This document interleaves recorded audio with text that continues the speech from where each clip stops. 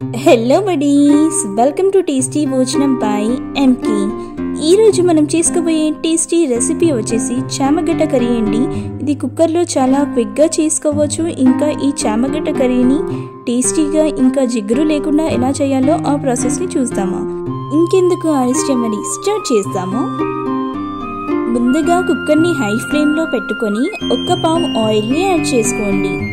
2 ఉల్లిపాయలు యాడ్ చేసి 2 మినిట్స్ పాటు వేయించుకోవాలి.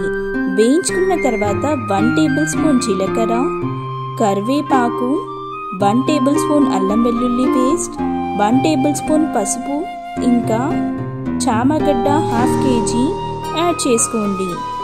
టమాటా 2, కొత్తిమీర, కారం 2 టేబుల్ స్పూన్స్, కొబ్బరి పొడి 2 టేబుల్ స్పూన్స్, ధనియాల పొడి 1 table spoon, garam masala 1 table spoon, రుచికి సరిపడా ఉప్పుని యాడ్ చేసి అన్ని ఇంగ్రీడియంట్స్ మిక్స్ అయ్యేలా కలుపుకోండి.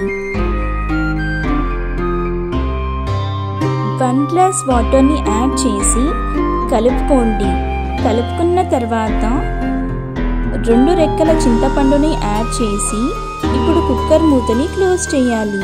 4 విజిల్స్ వచ్చేంత వరకు కుక్ చేసుకోవాలి.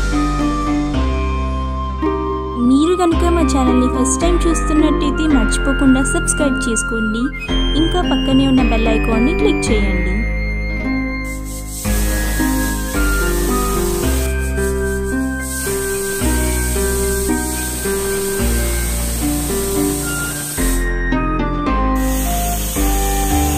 విజిల్స్ వచ్చాక పొయ్యి ఆఫ్ చేసుకోండి. కుక్కర్ని కంప్లీట్గా చల్లారనివ్వాలి.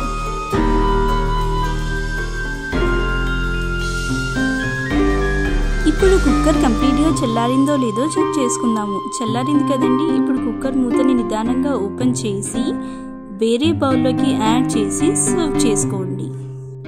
అంతే, చూసారు కదండి, చాలా ఈజీగా ఇంకా టేస్టీగా చామగడ్డ కర్రీ అనేది రెడీ అయిపోయింది. మరిన్ని టేస్టీ రెసిపీస్ కోసం మా ఛానల్ని మర్చిపోకుండా సబ్స్క్రైబ్ చేసుకోండి. ఇంకా మీకు ఈ వీడియో నచ్చినట్టయితే లైక్ చేయండి, షేర్ చేయండి. మీ అభిప్రాయాన్ని మాకు కామెంట్ రూపంలో తెలియజేయండి. Thank you.